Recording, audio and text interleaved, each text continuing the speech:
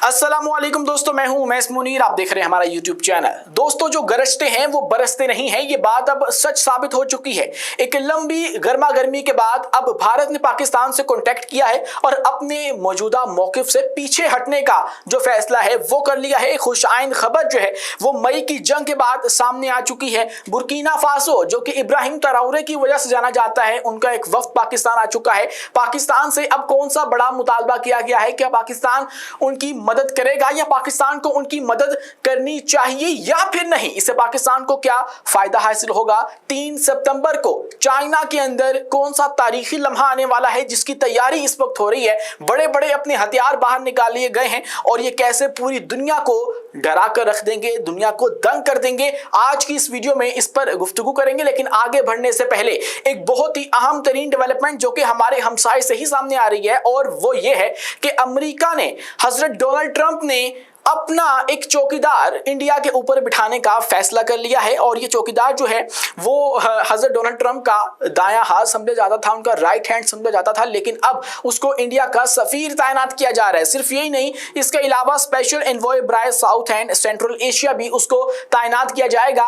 और इनका नाम है सर्जियो गोर, जिनको एलोन मस्क पहले एक सांप भी कह चुके हैं। अब जिसको वो सांप कह चुके हैं उसको ट्रंप ने यहां पर भेज दिया है, और ट्रंप का कहना है कि मुझे इस बड़े खित्ते के अंदर अपना एक सबसे भरोसे वाला बंदा चाहिए है ताकि वो मेरे इंटरेस्ट के मुताबिक काम कर सके। अगर भारत मुझे डोज करने की कोशिश करता है या फिर रशिया के साथ दोबारा से अपने ताल्लुकात बहाल करने की, तजारत बढ़ाने की जो कोशिश है वो करता है, तो ऐसे में मेरा ट्रस्टेड बंदा वहां पर मौजूद होगा, तो फिर वो ओनली ऑन जो अमेरिका का इंटरेस्ट है उसके अंदर काम करेगा और भारत को उससे कोई भी फायदा नहीं होगा। क्योंकि इंडिया ये भी करता है, वैसे हर मुल्क की किया करता है, कि अमेरिका के अंदर लॉबी की जाती है और उसके जरिए जो इनका अपना नेशनल इंटरेस्ट है उसको प्रमोट किया जाता है और उनकी कांग्रेस के अंदर भी उसको पहुंचाया जाता है। लेकिन अब जो ट्रंप है उसको इन सब बातों का पता है और गैर रिवायती सियासतदान है, तो उसने इस ऐसे शख्स को यहां पर भेज दिया है जो कि उससे पहले तक कोई सफीर नहीं था। लेकिन अब चूंकि इसका तजर्बा भी नहीं है, तो इसका तमाम तर जो गोल है, इसको दाव पेच नहीं आते हैं इस तमाम तर शोबे के, तो इसको तमाम तर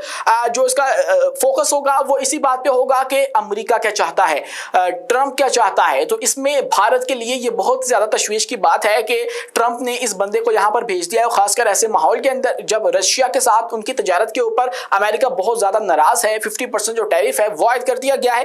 तो ये एक बहुत बड़ी डेवलपमेंट जो है वो सामने आ रही है। दोस्तों, अब बात करते हैं भारत का एक मौकिफ था कि हमने अब जो सिंतास मुआहिदा है उसके ऊपर अमल दरामद नहीं करना, जो कि उन्होंने पहलगाम वाकये के फौरी बाद ही ऐलान कर दिया था, लेकिन अब वो उससे पीछे हट चुके हैं। अब वो कह रहे हैं कि हम लोग जो है वो इसके ऊपर अमल दरामद करेंगे, और ये उन्होंने आप ये भूल जाएं कि कभी भी वो खुश असलूबी के साथ ये मामला तय करने के ऊपर राजी होते।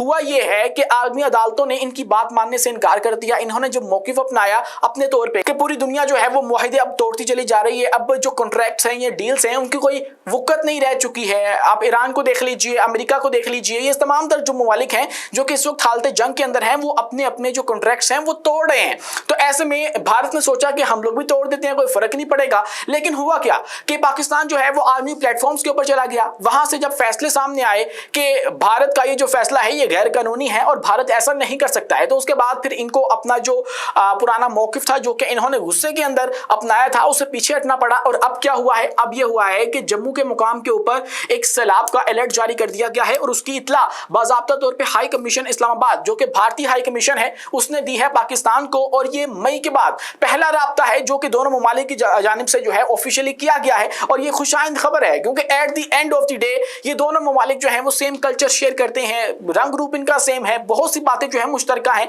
ये वो खित्ता है पूरी दुनिया के अंदर जो कि एक दूसरे की जुबान समझ सकता है। मतलब उर्दू बोलने वाले या समझने वाले या हिंदी बोलने वाले या समझने वाले कितने लोग हैं पूरी दुनिया के अंदर? यही खित्ता है। और इंडिया उसको कहा जाता है, उसमें से भी पाकिस्तान निकलकर यहाँ पर आया।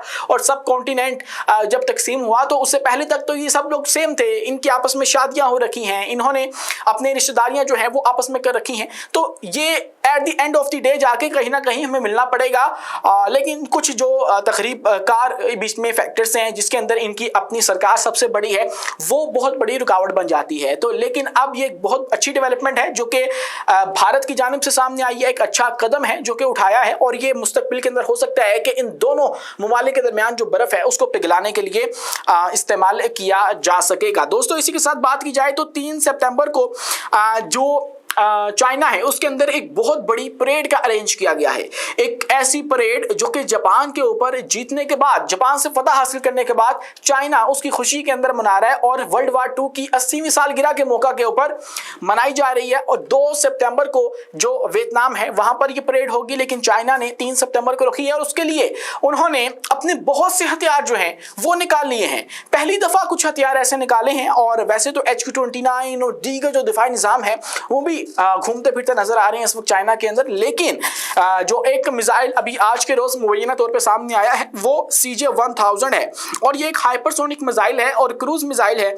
चीन ने 3 सितंबर की परेड में CJ-1000 हाइपरसोनिक मिसाइल पेश करने का फैसला कर लिया है, और जिसका अंदाजा हाल ही में परेड की रिहर्सल के दौरान सामने आने वाली तस्वीरों से हो रहा है। माहिरीन के मुताबिक ये नया तवील फासले तक मार करने वाला इंतहाई तेज रफ्तार लैंड अटैक क्रूज मिसाइल है जो चीन की मिलिट्री मॉडर्नाइजेशन के तसलसल का हिस्सा है। उसकी रफ्तार मैक 5 से ज्यादा होगी, और ये उससे कबल इस्तेमाल होने वाले मिसाइलों का ज्यादा जदीद और अपग्रेडेड वर्जन है, जिनकी रेंज और रफ्तार मैक 4 और रेंज 3000 किलोमीटर तक थी। नया मिसाइल जमीनी ढांचे, मजबूत इमारतों, जेर जमीन ठिकानों और बड़ी जंगी बहरी जहाजों तक के निशाने पर इस्तेमाल किया जा सकता है। जहां पर यह सब कुछ हो रहा है वहीं पर पाकिस्तान के लिए एक बहुत बड़ी जो अपॉर्चुनिटी है वो क्रिएट हो चुकी है। पाकिस्तान के पास एक ऐसा मौका है कि हम लोग $1 बिलियन और ट्रिलियन डॉलर्स की जो इकोनॉमी है, एक तजारती मंडी है, उसके अंदर अपना कदम रख सकते हैं। और मैं बात कर रहा हूं अफ्रीका की, जिनके साथ हमारी तजारत अभी तक महदूद है, बहुत कम है, जितनी होनी चाहिए थी उतनी भी नहीं है। हालांकि अफ्रीका के साथ हमारा कोई भी मामला नहीं है, कोई भी झगड़ा नहीं है, वो हमारे इंटरेस्ट के दरमियान आकर खड़े नहीं होते हैं, लेकिन उसके बावजूद कुछ मुश्किलात हैं, जैसा कि हमारे दरमियान का जो फासला है वो बहुत ज़्यादा है, 5000 किलोमीटर का। उसके माबैन फिर जो गल्फ कंट्रीज़ हैं वो आ जाती हैं, तो इसीलिए एक डायरेक्ट राहदारी का बनाने का फैसला जो है वो भी पाकिस्तान ने किया था, और वो कराची टा जिबूटी तक बनाई जानी थी। उसके बाद फिर आगे जो ईस्ट अफ्रीकन कम्युनिटी हैं उनके साथ कनेक्ट करना था, और पूरे अफ्रीका के अंदर हमने अपनी तजारत को लेकर जाना था, अपनी प्रोडक्ट्स को वहां पर लेकर जाना था। लेकिन अब यह हुआ है कि पाकिस्तान के अंदर जो बुर्किना फासो है, आपने उसका नाम इब्राहिम ट्रौरे के साथ सुना होगा। ये एक छोटा सा मुल्क है अफ्रीका का जो कि पहले नहीं जाना जाता था, लेकिन जिस तरह से हालिया दिनों इसने स्टैंड लिया है और मगरबी ताकतों के साथ सामने ये खड़े हो गए हैं अपने वसाइल को बचाने के लिए, और कुछ इस्लाहात ऐसी की गई हैं, उसके बाद ये पूरी दुनिया के अंदर मकबूल हो चुका है।